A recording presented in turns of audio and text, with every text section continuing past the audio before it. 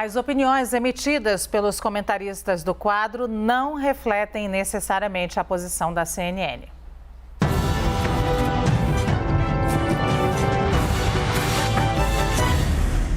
Seguimos com liberdade de opinião e vamos conversar com a advogada Gisele Soares, que está substituindo o jornalista Alexandre Garcia, que volta ao Liberdade de Opinião na próxima segunda-feira. Gisele, bom dia, ótimo falar com você. Bom dia, ótimo falar com vocês também, ótimo ouvir o Tiago que fala muito bem, mas a gente precisa controlar esse nosso banco de tempo, porque ele sempre avança no meu tempo. Olha, que a gente vai ter que te dar esse tempo, tá? Vamos repor o tempo como fazem lá na CPI. Bom, a quinta-feira na política brasileira foi marcada pela troca de farpas entre o presidente Jair Bolsonaro e o presidente da CPI, o senador Omar Aziz. Vamos ver a sequência de declarações que originou as divergências. Acompanhe. Só na cabeça de um cara que desvia no seu estado 260 milhões, como o Omar Aziz desviou, é que pode falar isso aí. Só um cara que tem 17 inquéritos por corrupção e lavar dinheiro no Supremo, como o Renan Calheiros, faz. Eu lhe desafio a procurar um processo que eu seja réu ou denunciado. Vossa Excelência precisa procurar, o senhor já mandou os seus agentes de informação vasculhar minha vida toda. Eu não tenho dúvida disso. Eu acho que ele contribuiria muito para o Brasil sobre essa questão, porque é uma acusação muito séria. E ele está há 12 dias sem se manifestar sobre esse tema. A gente quer dar à Sua Excelência a oportunidade, agora oficialmente, de se manifestar. Você sabe qual é a minha resposta, pessoal? Caguei para a CPI. Não vou responder nada. Tá? É uma CPI de uma... São 7 pessoas, agora passaram para 6, que não estão preocupadas com a verdade. Se ele não quer responder à CPI, então eu vou sugerir ao presidente, se ele quiser o conselho, né? Responda ao povo brasileiro. Pode responder ao povo brasileiro. Não responda à CPI, responda ao povo brasileiro. Ô Gisele, como é que você avalia esse desentendimento entre o presidente Jair Bolsonaro e os senadores do G7, mais precisamente o presidente da CPI, o senador Omar Aziz? É um tom de desrespeito de um lado e de outro. O senador falou que o presidente fala no seu cercadinho, o presidente respondeu na sua live com palavras absolutamente inadequadas para um presidente da República ou para qualquer pessoa do povo que se refira a um comentário de qualquer outra pessoa. Mas essa escalada de discursos, essa escalada ela é uma escalada esperada, é uma escalada que nós já vimos também acontecer em outras situações no passado, com inclusive o ex-presidente Rodrigo Maia, muitas vezes também havia troca de pedras e flores, então isso é normal. Os políticos eles estão acostumados a fazer esses discursos mais inflamados. Há de um lado a tentativa do senador Omar Aziz de fazer então da CPI algo sério, algo que tenha respeito, que tenha credibilidade perante a população brasileira, porque em determinados momentos houve sim muitos excessos, houve sim em muitos momentos a perda completa do objetivo e do objeto dessa CPI. E por outro lado o governo federal tenta à sua maneira desqualificar a CPI.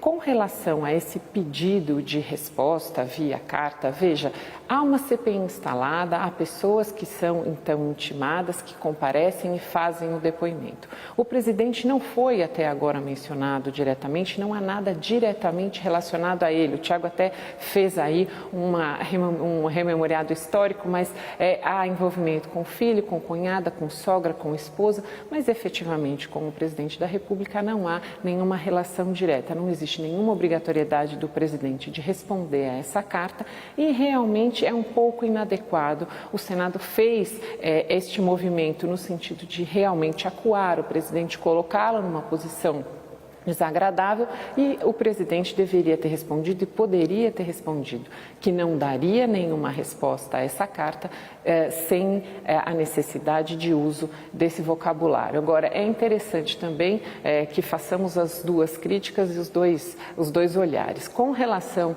à CPI, há também um uso muito grande do palanque, há ataques muitas vezes velados. Ontem houve até um jogral do senador Randolph com o presidente Omar Aziz.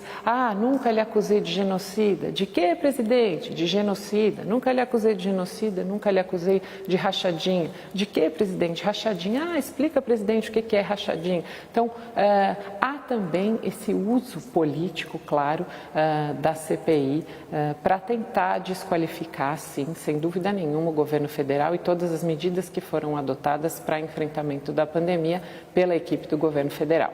E essa troca de farpas, Gisele, você acha que interfere de alguma maneira na condução da CPI? Sem dúvida nenhuma prejudica, né, Lu? Ontem eu fiz críticas duras à forma como a CPI tem sido conduzida. Eu entendo que numa investigação é preciso que haja o respeito ao devido processo legal, é preciso que haja respeito aos princípios constitucionais. Muitas vezes o que se vê ali é uma perda completa, tanto de objetivo nas perguntas que são feitas, que muitas vezes são até feitas de forma a induzir o depoente a trazer a resposta, ou nem dão a chance do depoente responder à pergunta e sucessivamente já a resposta pelo próprio senador que formulou a pergunta. Então, é preciso que se atenha realmente à questão mais técnica da investigação. Com isso, a própria investigação estará protegida de todos esses ataques externos. Se essa investigação é muito utilizada e absolutamente deturpada para o campo da política, então ela se torna realmente, a CPI acaba virando aquele palanque para muitos discursos que ali já falamos e todos os brasileiros viram que não tem nenhuma relação. Falaram já de Copa América, ontem voltaram a fazer alguns discursos e algumas discussões que não tinham nenhuma relação direta com a investigação. É preciso que se atenha aos dados. Foram bons depoimentos colhidos, mas se as perguntas forem feitas no sentido de apuração de provas de materialidade de possíveis delitos ou de agentes desses delitos, de fatos concretos, de atos delitivos, de prática de qualquer tipo de crime, então a CPI revelará para o Brasil uma situação muito mais importante, e aí sim haverá eventualmente o processamento e a condenação daqueles que agiram contra os interesses do país.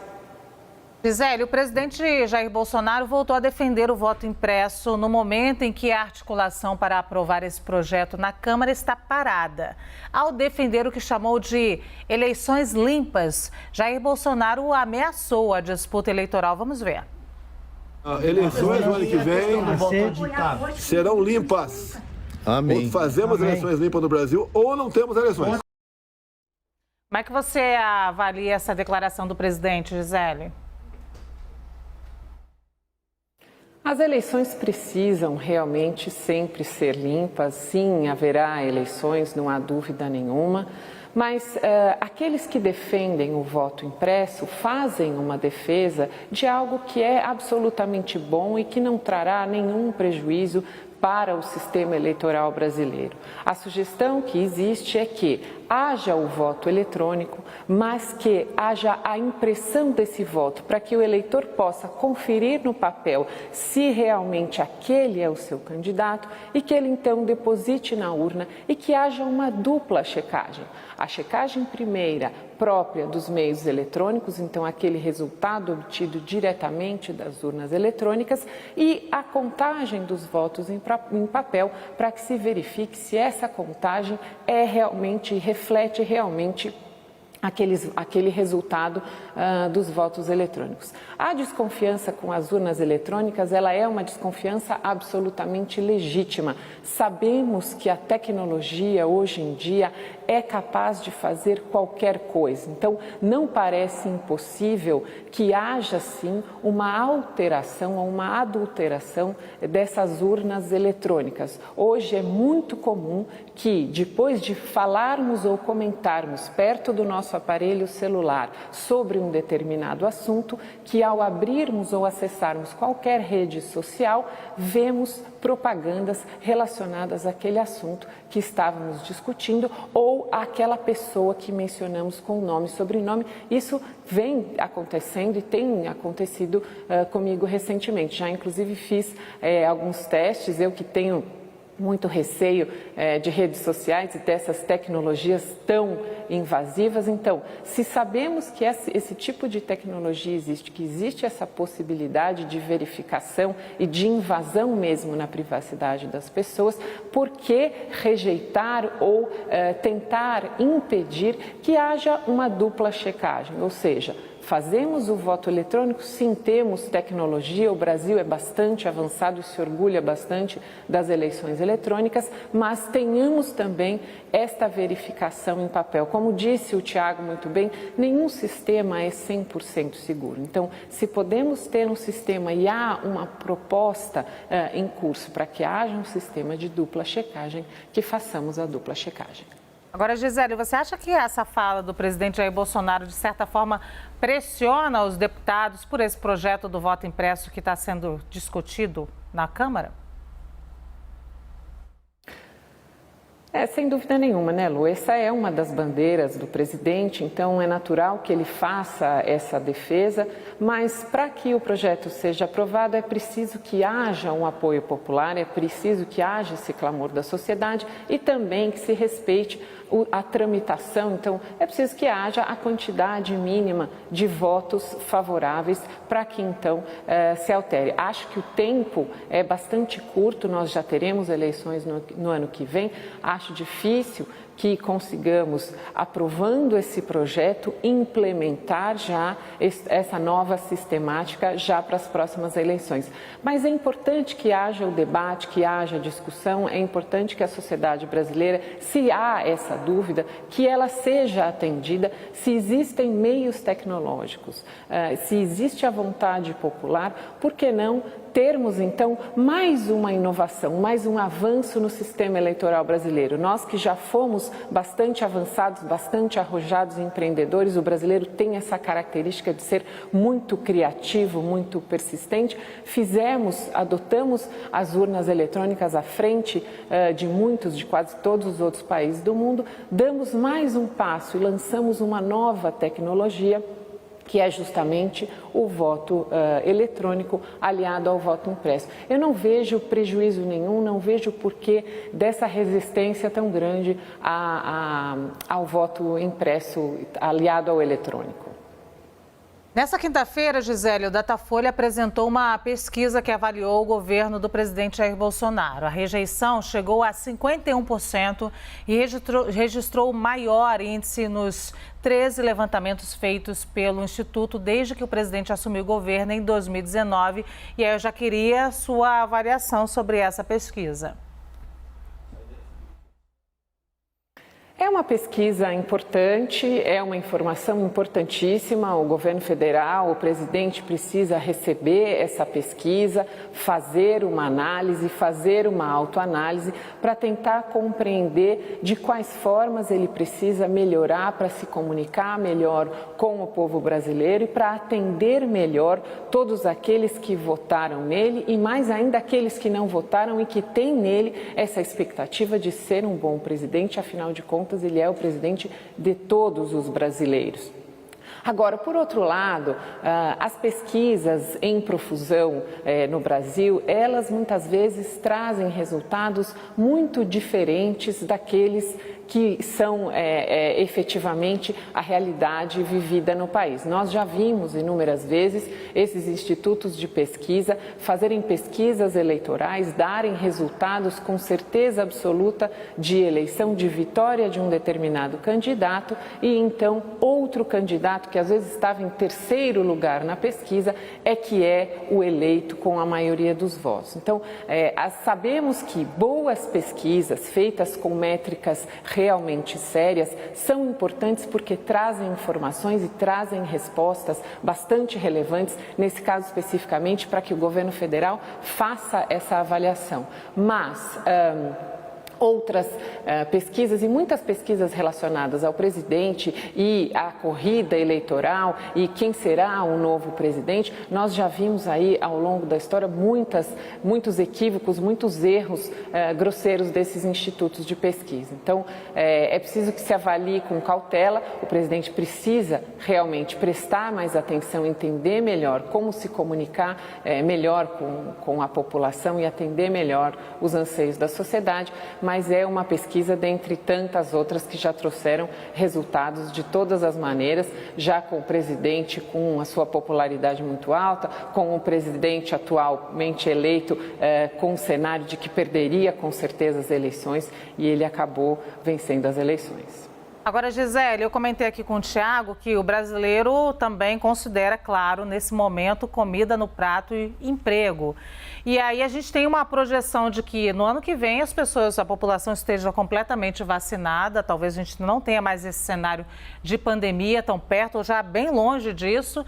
E também a gente tem uma projeção aí de crescimento econômico. Você acha que essa rejeição pode ser revertida até o ano que vem? Pois é, Lu, nós precisamos ser justos com o presidente Jair Bolsonaro. Ele assumiu a presidência com a bandeira de combate à corrupção, com a bandeira de melhorar ou de reajustar a economia. Ele e sua equipe receberam este país em absoluto frangalho. Nós tínhamos uma economia completamente depauperada, estávamos tentando nos recuperar de profundos e sucessivos escândalos de corrupção. O brasileiro estava com uma rejeição altíssima à política, aos políticos, isso porque foram reveladas situações muito graves de verdadeiro assalto ao erário, verdadeiro assalto ao Estado brasileiro, a todos os brasileiros. Então, todos nós fomos violados por esses corruptos que, infelizmente, nem todos foram mantidos no cárcere, onde deveriam estar cumprindo suas penas e menos ainda devolveram todo aquele dinheiro que eles retiraram de nós, inclusive, e principalmente que teria sido muito útil para o combate à pandemia. Então, esse é o cenário que o presidente recebeu o país, montou a sua equipe, uma equipe excelente do governo federal, o ministro Paulo Guedes, os outros ministros, o ministro Tarcísio, a ministra Tereza Cristina, formou lá o seu time e este time, então, trouxe uma proposta de reformulação do país. O ex-ministro Sérgio Moro também participou, depois acabou deixando o governo, outros ministros deixaram o governo, mas esse governo federal, essa proposta continuou. Com a pandemia, houve a mudança completa, o abandono de uma proposta de 4 anos de trabalho e então a adoção de medidas urgentes para atender às necessidades emergentes do nosso país.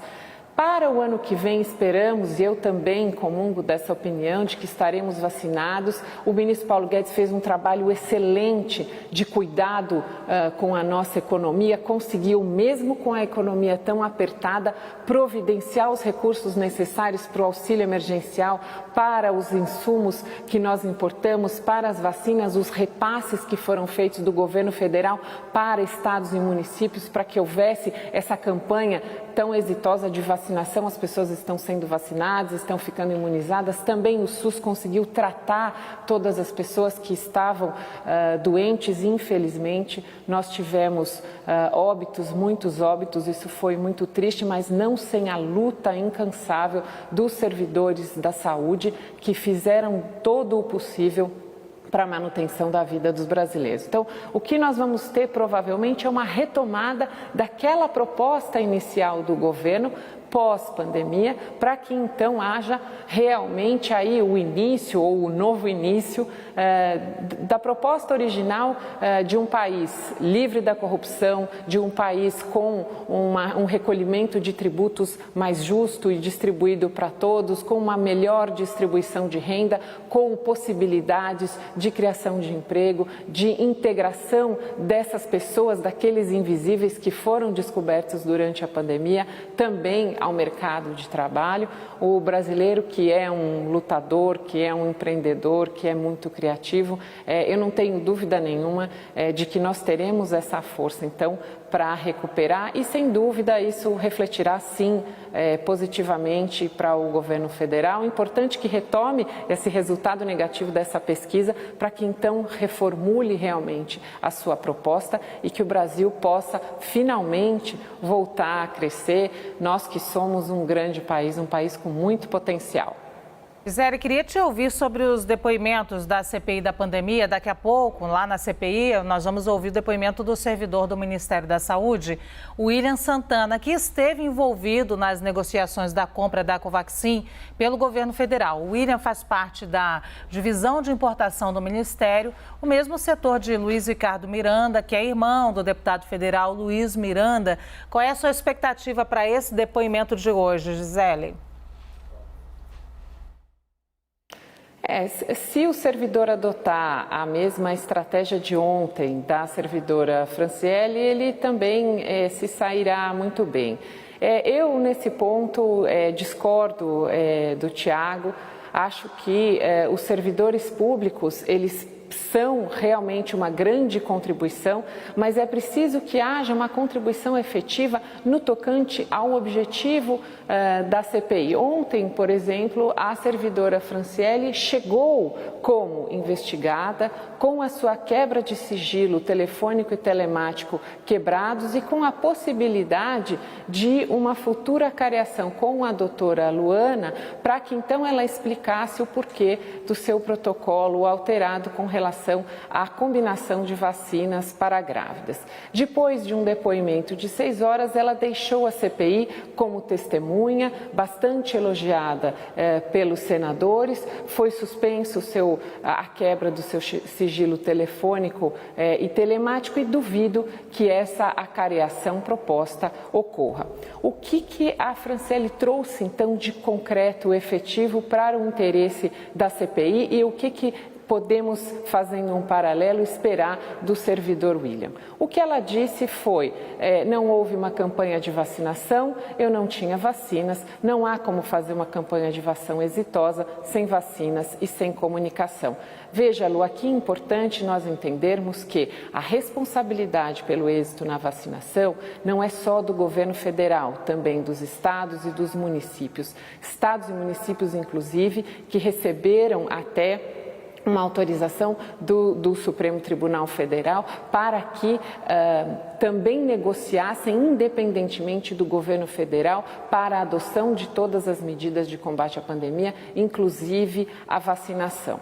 Então, esses técnicos, eles trazem informações importantes. Ontem, essa informação foi trazida pela Franciele. Hoje, possivelmente, novas informações técnicas também serão importantes. Mas estes técnicos não participaram efetivamente e nem poderiam das discussões com relação aos contratos e às compras das vacinas. O seu objetivo de trabalho é outro. A preocupação deles é a distribuição e a possibilidade de vacinação, enquanto que outros setores, inclusive o secretário executivo, tem essa responsabilidade de negociação. A gente não pode misturar essas competências, porque senão faremos comparações que serão até muito injustas.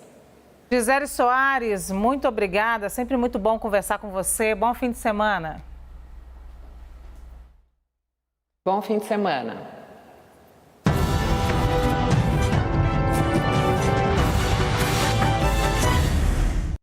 As opiniões emitidas pelos comentaristas do quadro não refletem necessariamente a posição da CNN.